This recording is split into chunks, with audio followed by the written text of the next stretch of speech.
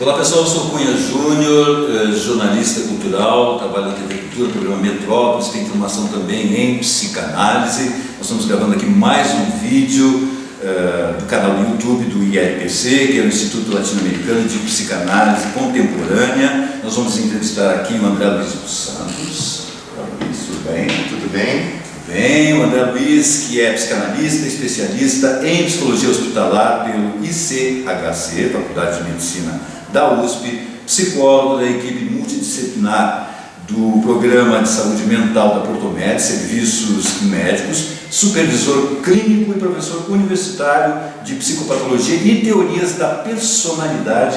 Tá tudo ok? Tá perfeito. É isso. Além disso, você já participou de outros eventos do ILPC. 2 eventos do ILPC. Quais? Um falando sobre psicanálise em instituição e também os aspectos da nomeação e do diagnóstico diferencial na clínica contemporânea. Você participará mais vezes, com certeza, não é? Mas será com todo prazer. E aí nós vamos gravar e vamos disponibilizar para vocês também as próximas participações do André. Ok? André, o nosso tema de hoje, o tema central dessa entrevista que eu vou fazer com você, é a questão da psicanálise e a contemporaneidade. Não é? Então eu gostaria que você definisse a questão da contemporaneidade da psicanálise. Defina primeiro contemporaneidade, vamos colocar assim. Contemporaneidade, a gente vai entender que é algo que é atual, seria a constância do agora. Ou seja, é uma reflexão a respeito do que a psicanálise vem a contribuir no sentido de promover um entendimento ou uma compreensão sobre as relações sociais que se dão hoje. Nesse contexto, vamos pensar dentro de um campo da tecnologia, do campo da velocidade das informações. Hoje a gente pode perceber que as relações elas têm um intermédio da imagem, né? da questão das relações midiáticas, é quase como um desvínculo de dois conceitos da física, que é o tempo e o espaço, né? A gente sempre... Tempo e espaço juntos, né? Na física as coisas não se desvinculam. E, por incrível que pareça, a gente pode entender que esses aspectos, eles têm um desvínculo hoje. Né? Se a gente pensar ao que 30 anos atrás, para se comunicar com alguém na Austrália, a gente se comunicava por carta, tinha que esperar pelo menos 15 dias para alguém receber a carta, e você tinha que esperar mais 15 dias para receber a resposta. Se fosse para comunicar um falecimento, já era na missa de um mês, né? Praticamente. Hoje você conversa em tempo real com uma pessoa do outro lado do mundo e conversa aspectos pessoais, íntimos, expressa afetividades. Você pode brigar com o namorado, com a namorada que está na Austrália agora, né? Agora faz as pazes amanhã. Então, isso... Ou briga com o namorado que está na esquina. Na esquina, né? Que acontece muito também, né? Pelo WhatsApp. Pelo WhatsApp. Exatamente. Então, vamos dizer que são peculiaridades de uma contemporaneidade, né? É algo que acontece hoje, que não acontecia há 30 anos atrás, ou até menos, não sei, mas em que isso incide no sentido de definir um aspecto de relação humana. Vai produzir um efeito essa relação. Então, os efeitos dessa relação, eu acredito que definiriam o que é a contemporaneidade. Eu entendo que a psicanálise vai trazer o conceito da contemporaneidade para poder entender as relações, a alteridade, como que ela se dá mediante todas essas especificidades que acontecem na atualidade, né? Tecnologia, mídia e tudo mais. É uma característica, eu acho. A psicanálise ela tem que ser pensada no tempo dela, não é? É impossível se fazer psicanálise sem se pensar no entorno temporal. No tempo que está se vivendo aqui agora. Isso, e é importante debater esse tema porque a gente vê, lamentavelmente, uma deturpação conceitual de pessoas que entendem que a psicanálise ela não teria nenhuma utilidade na atualidade, por configurações de família ou por uma, vamos dizer, uma praxis ultrapassada, né? Como se o que a gente repetisse hoje fosse a mesma coisa que Freud repetia no final do século XIX. E não é isso, né? A concepção psicanalítica ela não se dá por uma técnica, mas senão por uma ética, né?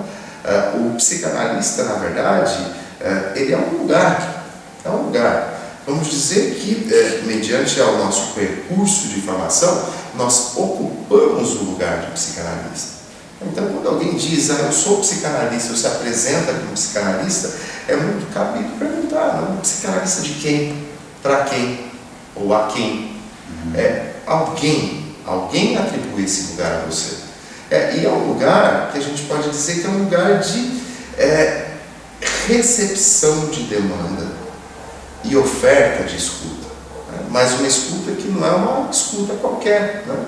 Que escuta que é? É uma escuta flutuante. Né? Isso é um termo conceitual. Defina escuta flutuante.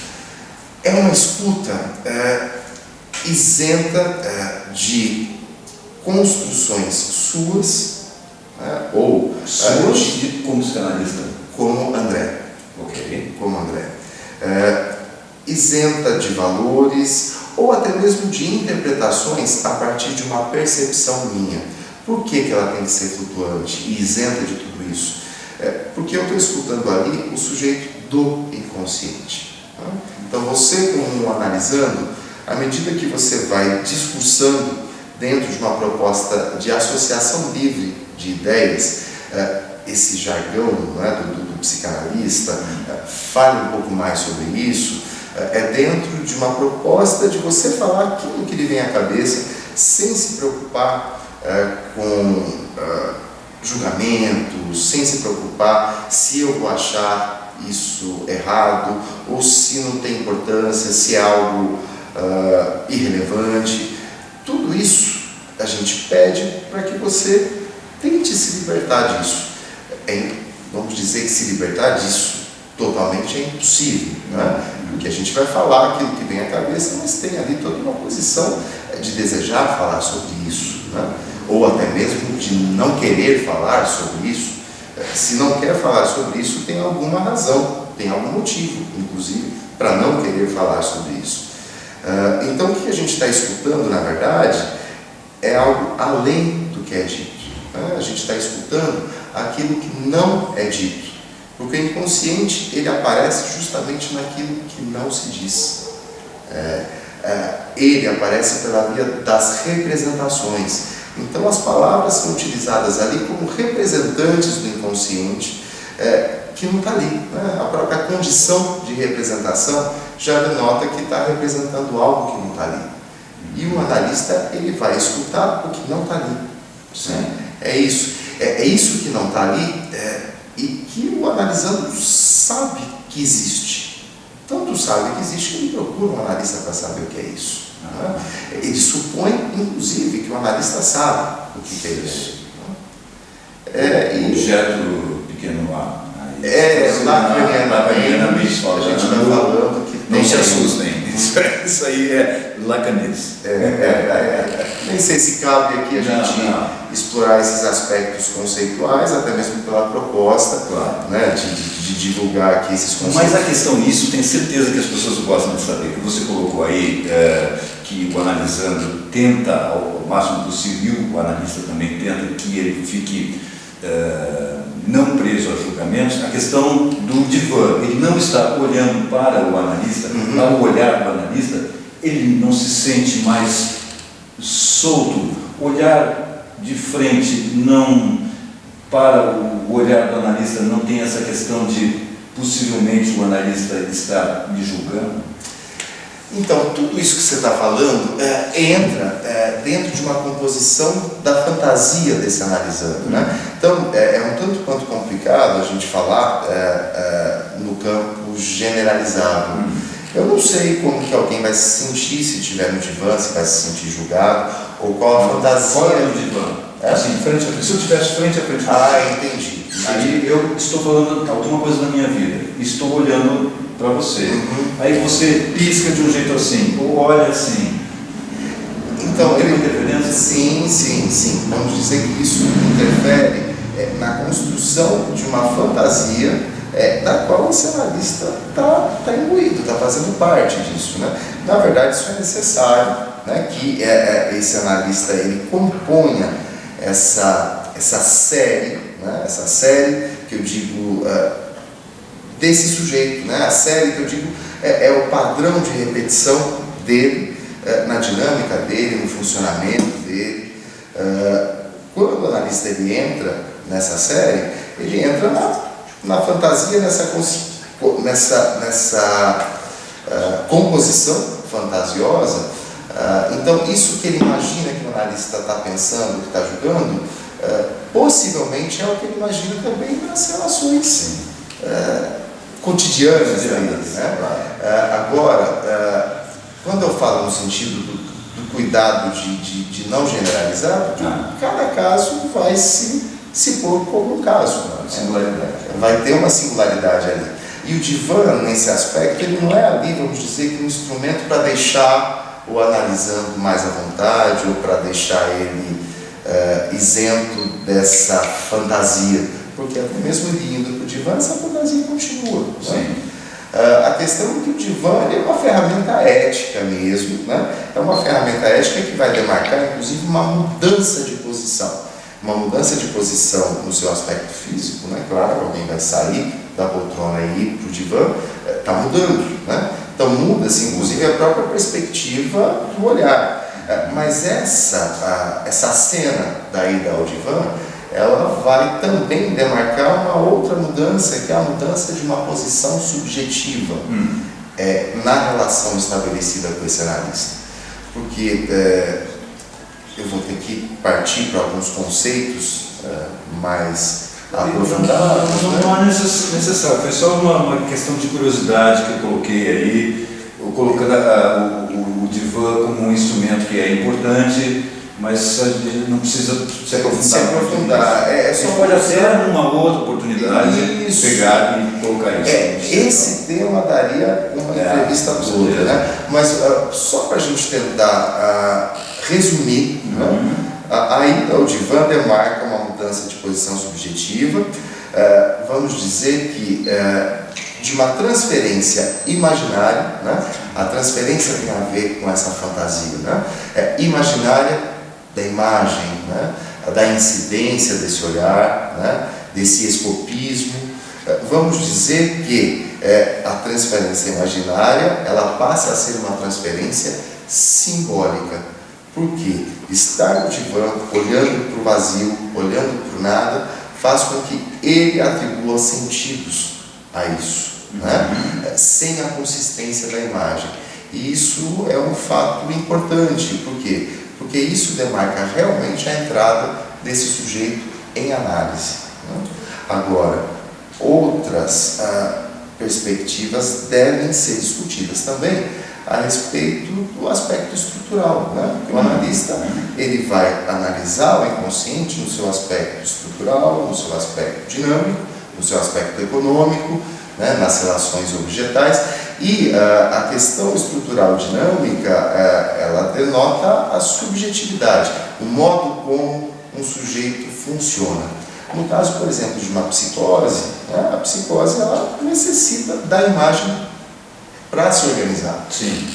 Então, uma ida ao divã, né, de um sujeito que se organiza pela via da psicose é contraindicado. é contraindicado. Por quê? Porque você vai promover a perda dessa referência especular. Então, vamos dizer que um convite ao divã, ele é similar a um convite ao surto.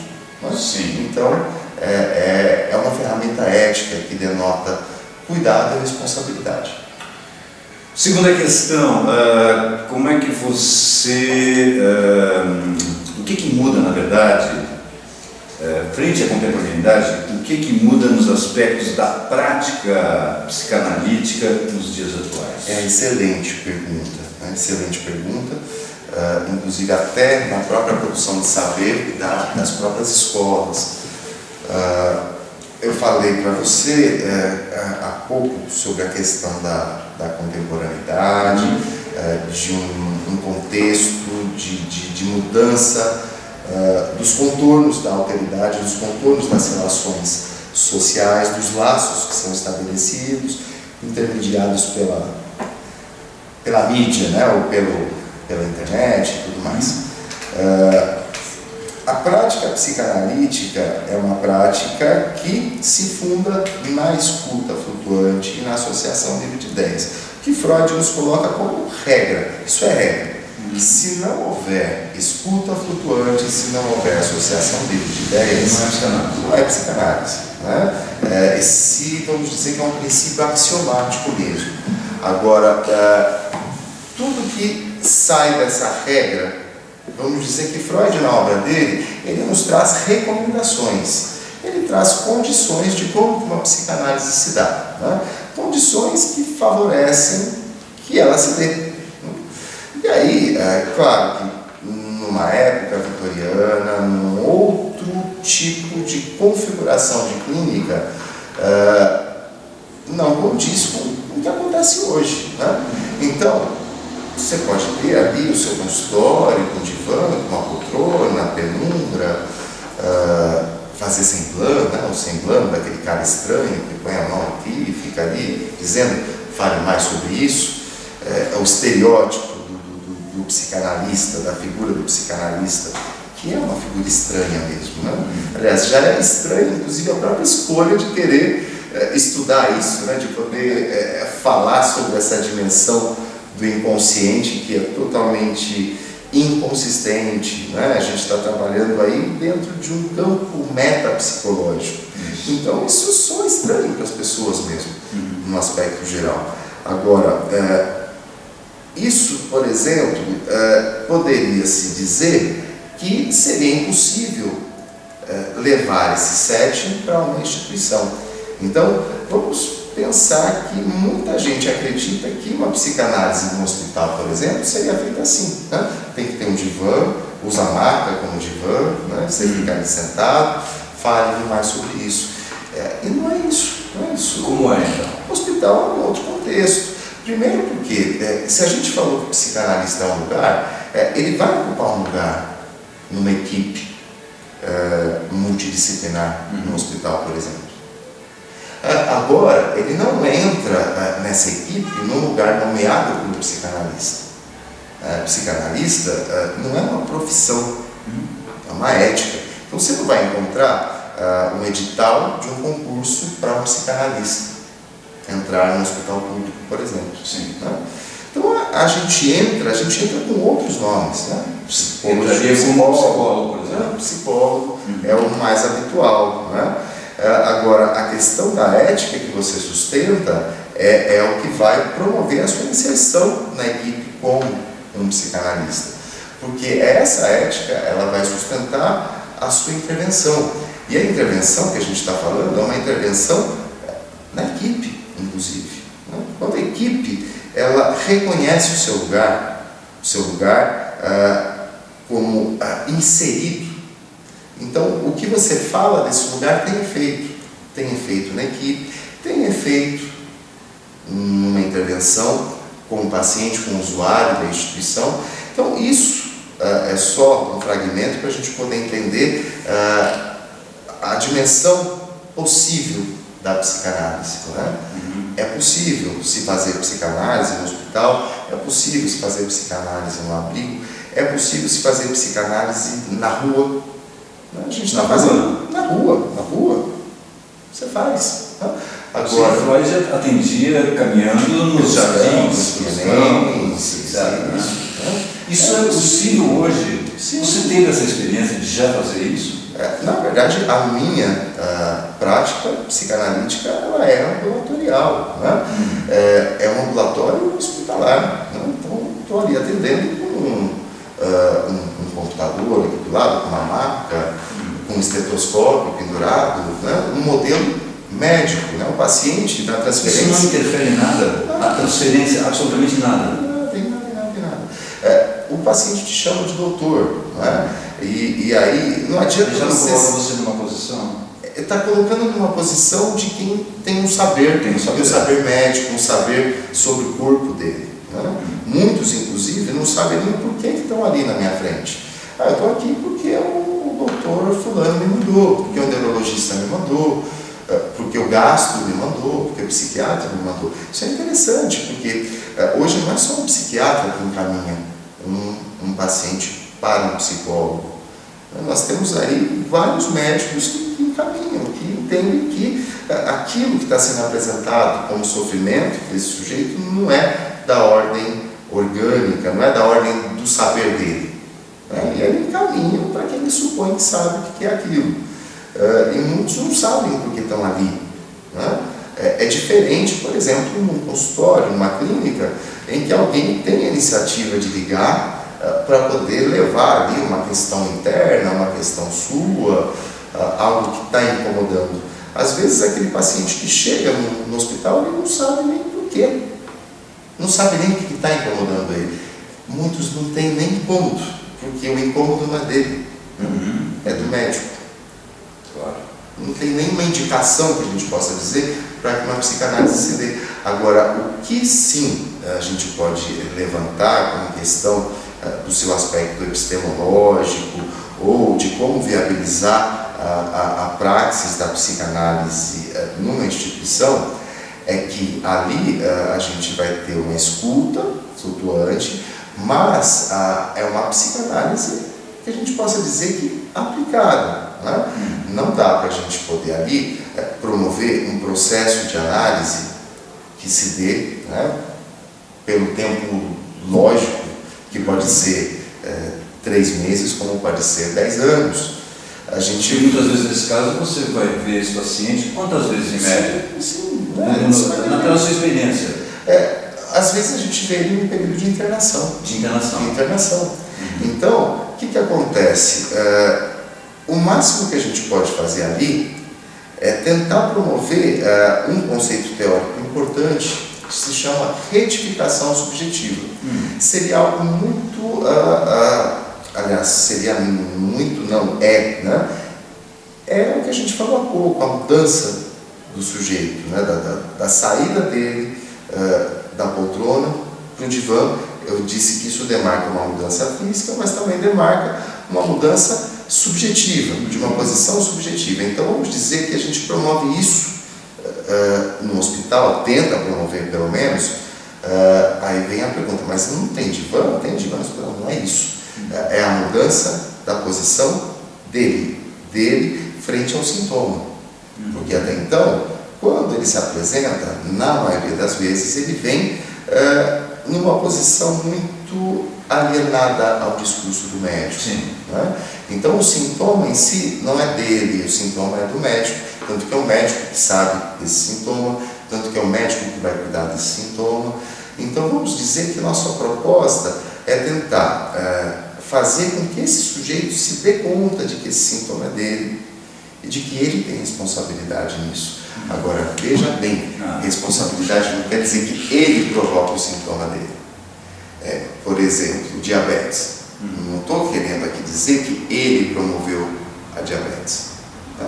Alguém pode até ter condutas que colaborem para isso, no sentido de qualidade de vida, mas nós temos pessoas com alimentação saudável, pessoas que têm atividade física constante e que têm uma diabetes gravíssima. Agora, independente de qual seja a circunstância, é fazer com que esse sujeito entenda que essa diabetes é dele. Claro. E que cabe a ele decidir o que fazer com isso. Uma curiosidade, nessa questão hospitalar, você fica frente a frente com o paciente ou você fica atrás dele? Então, isso eu diria que é praticamente irrelevante, né? Irrelevante. Eu já atendi no corredor mesmo, no corredor. Isso que a gente vê na televisão, do SUS, aquele monte de gente ali, sentado ali no meio e escutando alguém. Entendi. Então, a questão do lugar é o de menos, né? Se a gente for levar em consideração o lugar no hospital, né, que é reservado para a psicologia, eu digo que é muito comum ou estar do lado da sala de raio-x ou do lado do necrotério, né? Isso é quase que uma regra. Isso é muito interessante, sabe que eu não tinha... Porque a gente sempre pensa, a gente que tem formação psicanalítica, a gente pensa nessa intervenção, nesse receber um paciente dentro daquele universo do consultório ideal, né? E o que você está trazendo é uma psicanálise aplicada em ambientes que fogem completamente a isso. Justamente, e assim, o psicanalista ele é estranho, né? Ele é o estranho. O próprio Freud tem um texto aí chamado O Estranho, que é bárbaro, né? Ele é o estranho da equipe mesmo, né?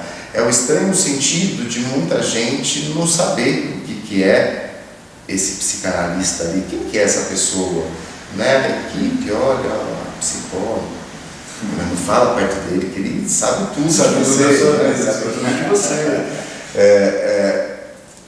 Para os pacientes é o médico, né? Tem alguns que pedem até receita, não, o senhor não vai me dar nenhuma receita. Um hospital público, por exemplo, né? Tem muitas pessoas que estão ali não sabem o que devem fazer, né?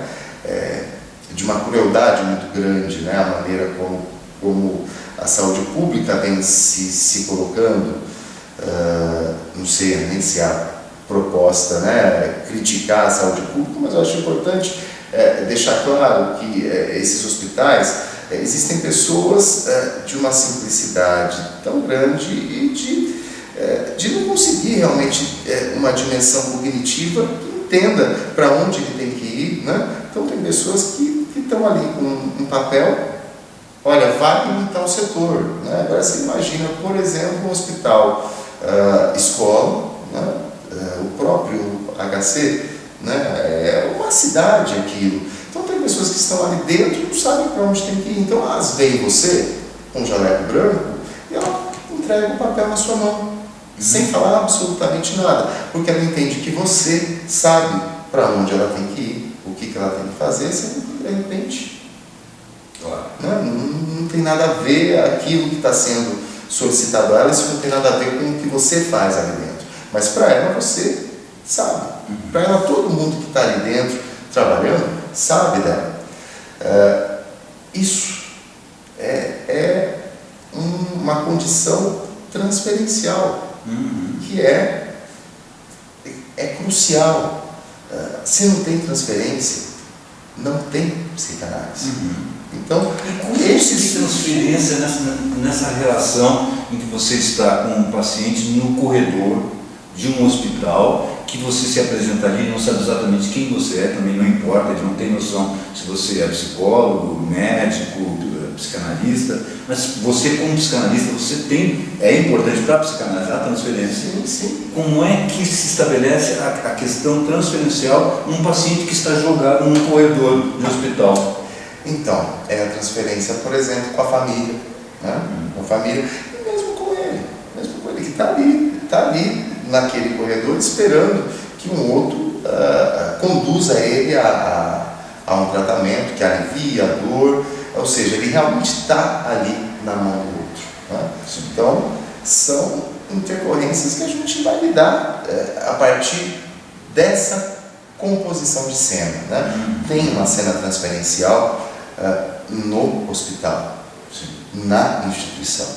Tem uma suposição de saber ali. Então, se tem isso na instituição, é possível se fazer psicanálise, né? Então, a gente vai partir desse pressuposto. Agora, como que isso vai se se configurar, isso vai ser no caso a caso. Caso a caso. Então, por isso que eu te falei que é irrelevante onde o psicanalista senta, onde que ele fica. Então, já atendi perto do necrotério, já atendi do lado da sala do raio-x, se expondo ali a radioatividade, já atendi na sala de coleta, né, coletando dados, né, do sujeito, né, coletando o desejo do sujeito, literalmente, até na sala de insumos mesmo, né, de material de insumo, luva, scalpel, agulha, e que era uma sala, inclusive, que na verdade não era uma sala, era como se fosse um armário, né, um armário embutido, você abre, então não tinha lugar para atender, né, aí eu fechava o armário e estava eu, paciente ali, né? Mas é aquilo, se a regra a ser seguida é a escuta flutuante e a associação livre de ideias, está acontecendo no psicanálise, em qualquer lugar. Até aqui pode acontecer, claro. Né? Pode acontecer. Os nossos inconscientes estão aqui, né, trabalhando. Isso acontece na universidade, na própria transmissão, né, da psicanálise na universidade. Meus diretores que estão aí atrás da câmera, como é que está o tempo? Quanto tempo nós temos? Já estouramos, claro. Né? Mais 10 minutos. 10 minutos? Ok, então acho que eu vou ter que escolher perguntas aqui. Não é tempo lógico, né? Exatamente. Deixa eu ver. Como é que é? Quem e como se forma o analista na contemporaneidade? Então, a formação, eu diria que a formação do psicanalista é uma formação ética, né? Ética, aqui não estou falando de aspectos de regras, de moral, aliás, justamente o contrário, né? As pessoas entendem, né? A pessoa com ética é uma pessoa que tem moral. Não é isso, né? Ética tem a ver com lugar, né? Ética vem de ethos, vem de morada. Então, é ocupar uma posição. Ocupar uma posição. Uma pessoa ética, ela fala de um lugar, ela discursa de um lugar. Né? Então, você aqui como um entrevistador. Então, algo se espera do entrevistador, uma postura do entrevistador. E não é só a impostação de voz, ou a elaboração da pergunta, mas sua posição mesmo, né? Sua posição. A ponto das pessoas dizerem, olha, ele é um bom entrevistador, olha, ele como entrevistador, ele é um excelente cantor, né? Então, vamos dizer que a formação do psicanalista é uma formação ética, e é uma formação proposta por Freud, né? Proposta por Freud, principalmente quando ele nos diz que a psicanálise ela é uma das profissões impossíveis, juntamente com a educação, né, com o ensinar e com o governar. Ele vai falar isso por quê? Porque são posições éticas que se dirigem a um outro, e esse outro é uma dimensão que a gente nunca vai alcançar. Então, quando eu estou ensinando, por exemplo, eu não sei o que os meus alunos estão processando daquilo que eu estou transmitindo, mas daquilo que eu estou transmitindo, o que eu sei é que eles vão atribuir um sentido para isso, que eu também não sei qual que é. O determinismo psíquico, ele não permite com que eu saiba disso a priori. Eu só vou saber disso pelos seus efeitos, só vou saber disso depois, né? E a análise é a mesma coisa, porque a escuta do inconsciente e que requer uma intervenção, o efeito de uma intervenção eu só vou saber depois. Sim. E que às vezes a gente até calcula numa intervenção, faz uma pontuação, calculando que esse sujeito vai aprender algo, que isso vai causar algum impacto, alguma retificação, né, da posição dele, ou uma ressignificação, e aí na outra semana ele volta e aquilo que você pontuou nem aparece na sessão. E de repente aparece na sessão algo que ele diz, olha, você me falou tal coisa, né, e você não tem a mínima ideia do que falou, mas olha o efeito que isso fez para ele. Né? Então, isso é algo que não se ensina. Não se ensina. Isso é algo que não tem como a gente explicar, faça assim, faça assado.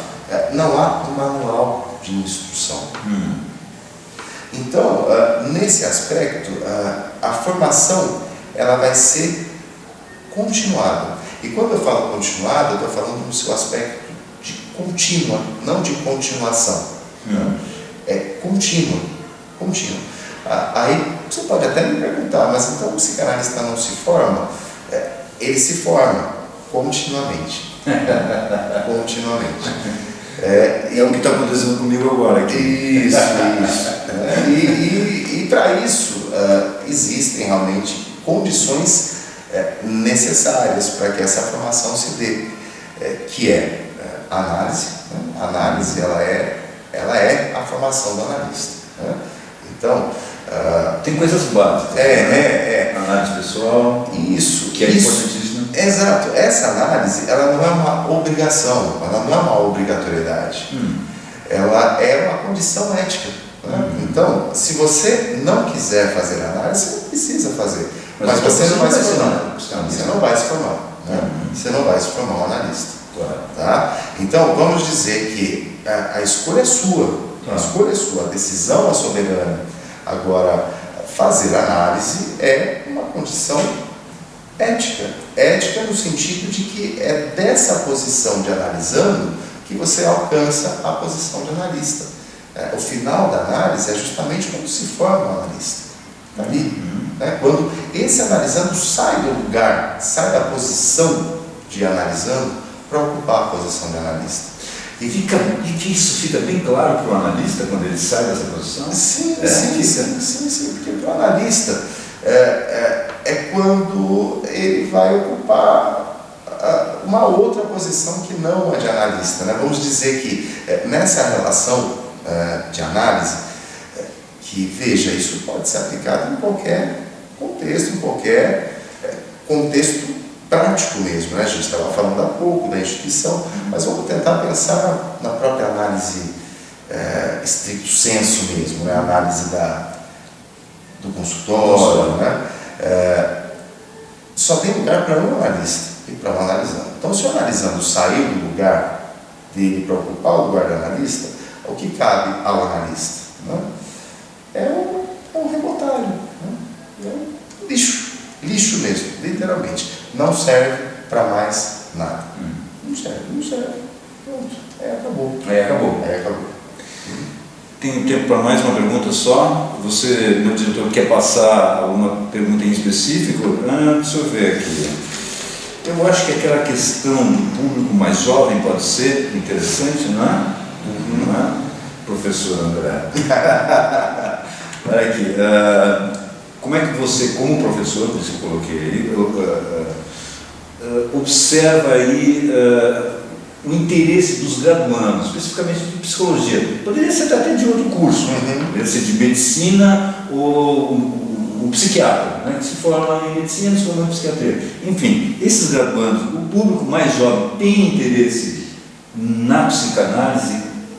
Como é que ele vê a psicanálise? Como é que ele percebe a diferença entre ele ser psicólogo e ele ser psicanalista? É um tanto quanto complicada essa pergunta, complicado no aspecto da resposta. Né? Porque eu dizer que há um interesse maior ou há um interesse menor, eu não seria fidedigno na minha resposta, porque eu não tenho dados consistentes para poder afirmar isso. Pela sua experiência. Isso. Pela minha experiência, então isso vai ser restrito à relação que eu estabeleço com os meus alunos. Perfeito. Né? Então, como professor e psicanalista, eu levo um dispositivo analítico para a universidade, né? Que é um grande desafio e que também daria uma outra entrevista, daria até uma conferência, que é a questão, né, da incidência do discurso do analista num contexto universitário, né, num contexto do discurso universitário. A universidade, ela produz um conhecimento universal, é um conhecimento do universo, é um conhecimento para todos, né? E quando a gente fala de psicanálise, a gente está falando de uma verdade de alguém, né? De uma verdade única, de uma verdade sua, de uma verdade subjetiva e que está vinculada à própria ética do desejo daquele sujeito, né? É a verdade que ele vai construir. Então, vamos dizer que é um saber de alguém versus saber universitário. Ou algo análogo a uma controvérsia entre o bem-estar, né, o bem-estar geral, o bem-estar de todos, com o estar bem de alguém, né? Isso daí seria uma premissa que a gente pode utilizar muito bem no hospital, né? No hospital, a ética médica, o saber médico, ele é imperativo. Então ali o saber médico vai se interpor de uma forma a saber o que é melhor para o paciente. Então ele sabe o que é melhor para o paciente.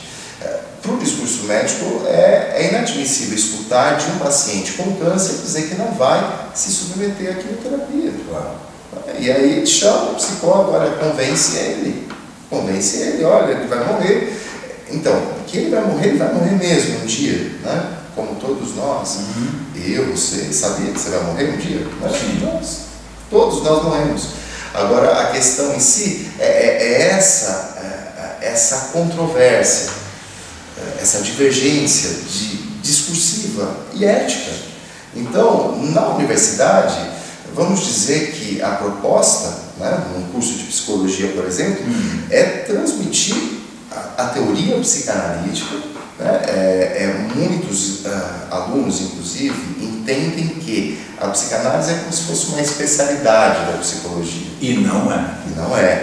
Não é. Ao contrário, a psicologia bebe da psicanálise, né?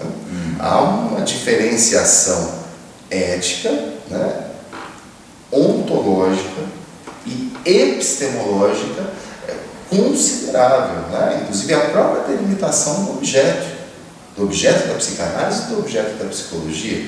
O objeto da psicanálise é o inconsciente, né? É algo extremamente objetivo. Não há outro, não tem discussão. Qual é o objeto da psicanálise? O inconsciente. Ele é axioma da psicanálise. Sim. Não há ali uma discussão.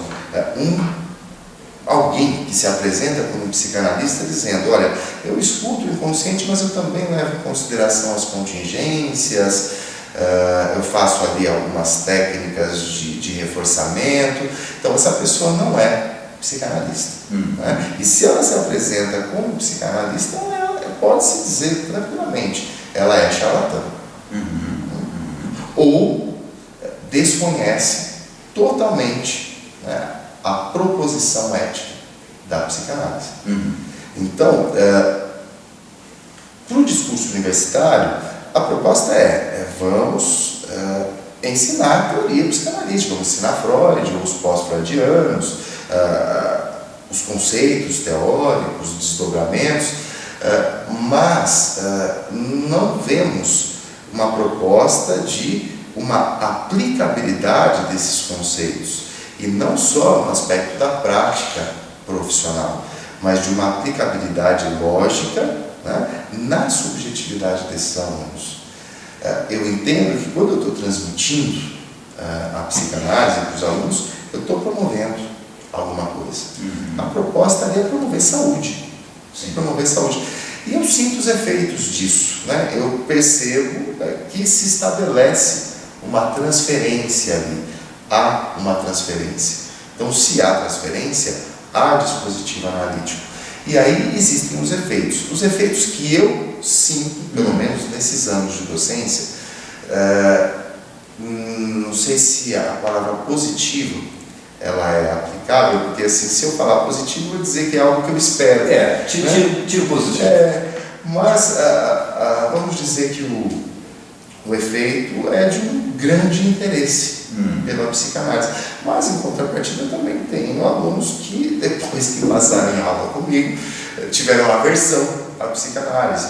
Mas também em função dos efeitos. Não em função de que eu não gosto da teoria, eu não acredito, porque teve um efeito.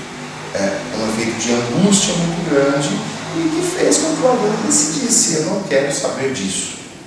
Tá? Porque ele quer ocupar uma outra posição. E que ótimo. O aluno que me diz: eu detesto psicanálise, eu não quero saber disso, eu não vou ser psicanalista, isso me deixa extremamente tranquilo, claro. Porque é uma posição decidida, né, de quem decidiu, de quem escolheu. Né? Então, a minha proposta é essa, e tem os seus efeitos. Eu tenho trocentas outras perguntas, vamos deixar para uma outra possibilidade. André, ótima a nossa formação continuada, a minha e a de vocês. Pode ocorrer uma outra oportunidade, espero que sim. Tá, eu que agradeço a oportunidade, né? É um prazer, né, ser entrevistado pelo Cunha Júnior. E a parte disso, espero ter sido claro, né, na transmissão, espero que faça sentido e nos vemos aí em outras oportunidades. Né? Não vejo aí o próximo evento, né, Pensar Psicanálise do ILPC, da qual estou estabelecendo uma relação transferencial. Ok. Tá bem? No ILPC, muito obrigado. Eu que agradeço. Até a próxima, então. Até a próxima. Tchau, pessoal. Até a próxima.